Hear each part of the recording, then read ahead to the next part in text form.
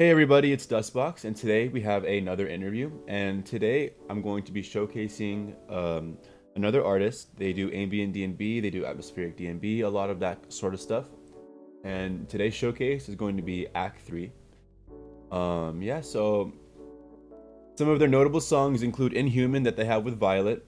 They have a song called Self Sabotage Leads to Insanity. And then another one would be Your Hands on My Body. They have a lot of other songs of that similar sort of ambient D&B, atmospheric drum and bass, like kind of breakcore-ish sort of vibe. So that's kind of their whole aesthetic in terms like of music. So I reached out and I was like, "Hey, aak3, how have you been today? It's Dustbx, and I'm going to be conducting the interview through the Discord on here." So I just reached out to them on Discord, and they're like, "Hey, what's up? Fine. How about you?" And I'm just like, "Okay, well, I'm doing great." So what helps you inspire? What helps inspire keep your aesthetic online? Are there any inspirations with how you post? aak3 responds with, "I really like 3D models, animations, and drawings. So setting a visual vibe beyond just the music is one of the most fun parts for me. It's probably obvious that most of my inspiration comes from anime. I just love their whole art style, which is completely fair." So I was like, yeah, one of the first things I noticed about your page and album arts is that there was anime inspirations, and I've managed to draw that theme. Staying on the topic of music producing though, is your album No One Knows This Place a project with a specific concept or story behind it? Or is it more of like a mixtape or a natural creative outlet? So basically what I'm asking is like, okay, is like the album that you've released, like is it like a sequenced story, or is it more of like all of these songs are good, I'm gonna throw them together in a package deal kind of thing? So they respond with like, "Oh, okay, well, it's a continuation of the Era 404 EP and Lost Media. It's about exploring my own head and thoughts, but I ended up digging and searching through myself is still unknown to me." And I was like, yeah, it's typical. It's pretty typical for people to dig and search through themselves, especially to help discover things about themselves. It's really cool to see a consistent theme, especially with albums across a span of time, like what you've done. So when you create a song, what do you start with? Does it start with like the drums, the bass, the melody, or the pads? So whenever I ask this question, I like to see how like producers think.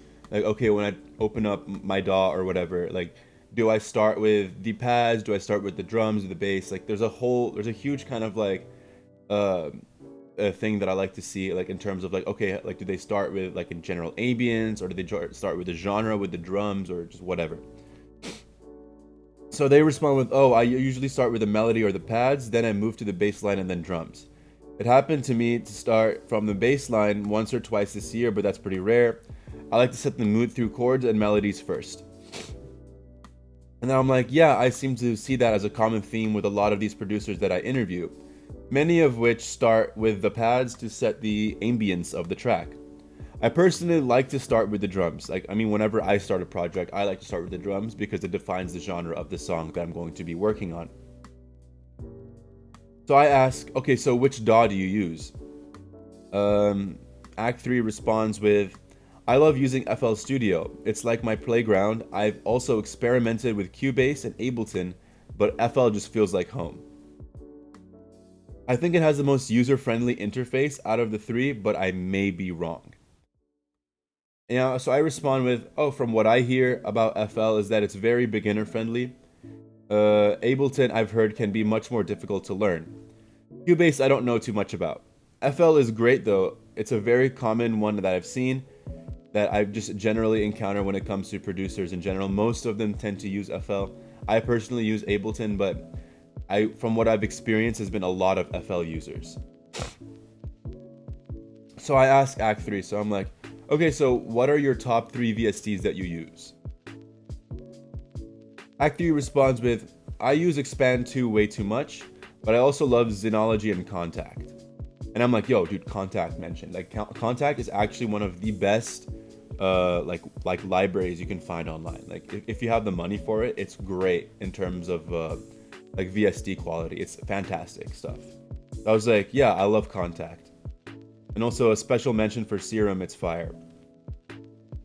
So yeah, I was like, yeah, Serum is a pretty much a classic. I feel like damn near everybody in this industry either uses Vital or Serum, and a good 95% use Serum. So I was like, yeah, Serum is a classic, but I personally use Vital, but I plan on getting Serum in the future. All right, so I asked later on, I was like, okay, so where do you stand on the usage of drum samples and loops? So I like to see that, like, okay, or do they like not like when people use loops in their songs, or do they like it when they use loops in their songs, or do they like tweak or whatever? Like, what is their idea or ideology behind the usage of samples or drum samples? So they respond like, oh, I use drum samples in almost every track, usually as layers for my drums. For example, I might add 4 different chopped drum loops, each sitting in its own little space in the mix, and then lay my main drums on top to tie it all together. Also, samples are a great source of inspiration, which I agree with. I'm like, oh, that's cool. I think layering drum samples is super underrated. It adds a lot of depth to a song. Many samples have inspired me personally, so I do agree with that statement. Like I've said before, it's really cool to hear like samples and stuff, like because it kind of helps you gain a general understanding up to like, okay, like how should this song be structured?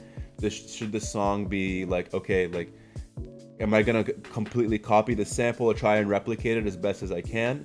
Or am I gonna use this sample and then just completely toy with it, add effects to it, and just chop it up and screw it up until it's like something completely different from what it originally sounds like?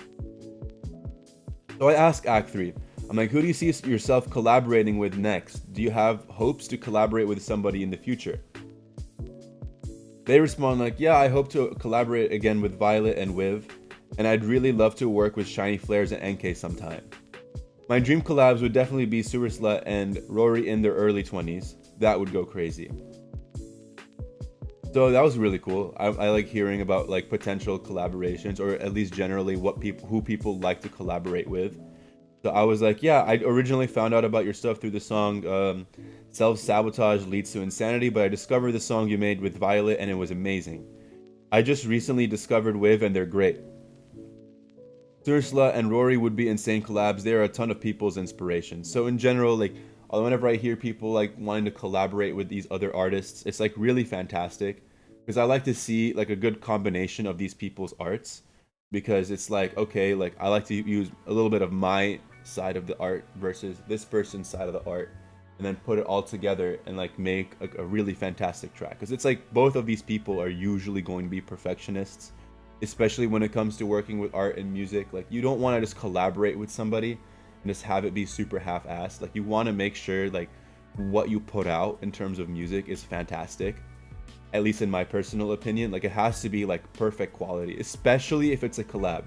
Like I feel like when it comes to like imperfect quality with your own music, like yeah, you kind of want to make sure it's great with what you put out, but I feel like the mistakes of the song is what make like your sound so unique.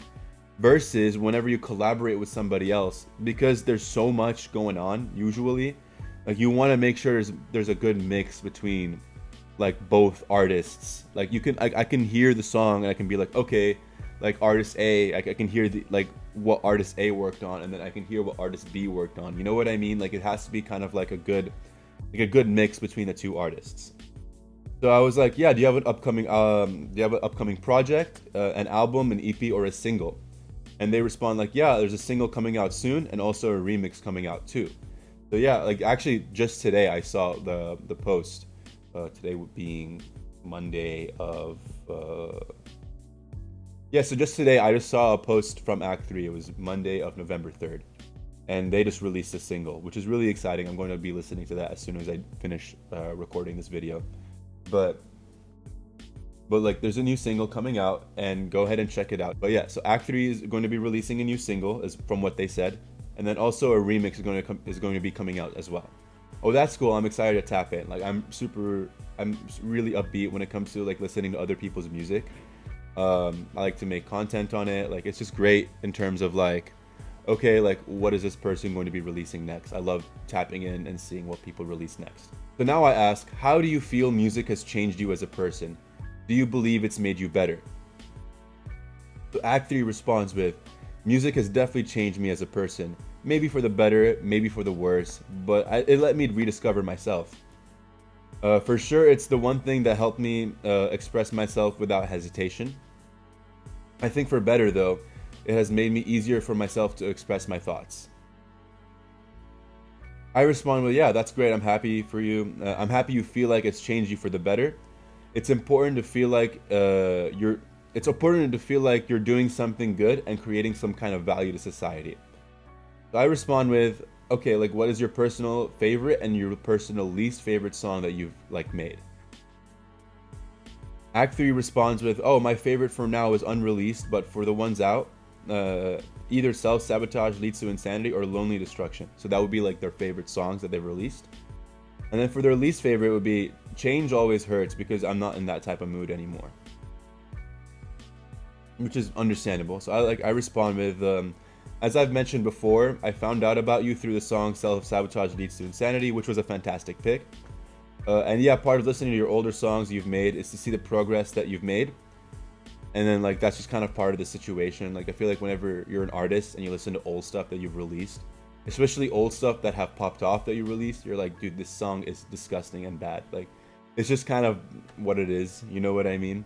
But yeah, like there is a reason why a lot of these songs do and tend to pop off anyway. Like I feel like people see these songs and they just like them for some reason. They're like, this is resonates with me, and I'm like, oh, you know what, fine, you know, like it's great. I'm glad you like that. But so yeah, like Act Three's least favorite would be Change Always Hurts that they've released. So like now I'm going to be stepping away from a lot of those music centric questions. I'm going to be focusing a lot more on like, okay, who's Act 3 as a person? I'm going to be asking a little bit more random questions just to like have some fun. So I was like, okay, so what is the first snack you're getting from a vending machine? And then Act 3 responds with chips for sure. Which I was like, I mean, okay, chips are gas. I like cookies better. You know, like I feel like cookies, like, I don't know, like whenever I'm in college and I'm just like waiting for some snack or whatever, like I think like I would just get cookies first. I don't know why, but they just hit different, I guess. But I feel like chips just are just too salty. It just makes me want to drink hella water. You know what I mean? But whatever. So I asked them, okay, like, well, how many alarms do you set before waking up? And then Act 3 responds like, oh, most of the time I don't really have an alarm, but if I do, one is more than enough for me. Which I was like, oh, understandable. Like I'm kind of the same way too. I feel like I've known people that will set like 20 alarms. I'm like, dude, just wake up on the first one. What you do, like the secret trick. Okay, secret trick. You gotta like set your alarm on your phone, and you gotta charge it like far away from your bed. Like you have to like physically get up to like turn off the alarm. That's how you wake up. Like just trick. So I said next, like, okay, if you could teleport anywhere in the world, anywhere, well, where would you go first? Act 3 responds with, oh, I would love to go to Tokyo or New York. So I was like, yeah, well, I've never been to Tokyo before. I've heard it's amazing. New York is really fun. There's lots to do over there. Like, I've been to New York, but I was pretty young. But I've been to New York before. It was really cool. There's so much to do over there. It's so jam-packed. Like, I live in LA right now, and, like, I think it's busy here. Over there, it's, like, way more busy. Like, I was like, holy damn. Every time I talk to people from New York, they're always, like, busy doing something. Like, I've never met, like, somebody, like, that's, like, super laid back. I mean, they are laid back, but it's, like, you know what I mean? Like, just, like, yo, what's up? You know, it's always, like, hey, what's up? You know what I mean? Like, there's, like, a difference. Like the city over there, it makes you so like fast, like fast. Anyway. So I said, okay, last final question. If you could read anyone's mind in the world, anyone, whose mind would you read and why? So Act 3 responds with, reading minds is something that scares me, but if I could, I would probably want to read like who hurt others' minds. Just to know and discover what it went wrong with them and maybe help them fix themselves even if it's hard. And I was like, oh, that's really cool. I respect that. Like life can be hard for like really hurt individuals. Like it's kind of cool to see like, okay, they want to help somebody be a better version of themselves. I think that's kind of important nowadays, especially with people I feel like becoming more and more individualistic as a society. but it's nice to see like people like try and take action and help people change for the better. So I was like, yeah, all right, well, that's really cool to hear. Well, that concludes the interview for today, and my interview with aak3. Yeah. So thank you guys for watching. Make sure to like and subscribe if you're into more music related videos like this. I do a lot of interviews with artists. I do album reviews now. I'm probably gonna get into playlisting, and I want to release also music of my own. Like, I have a lot of huge plans for this channel. So thank you guys again for watching. I really appreciate everybody that watches. And yeah, peace out. Take care. Thank you guys.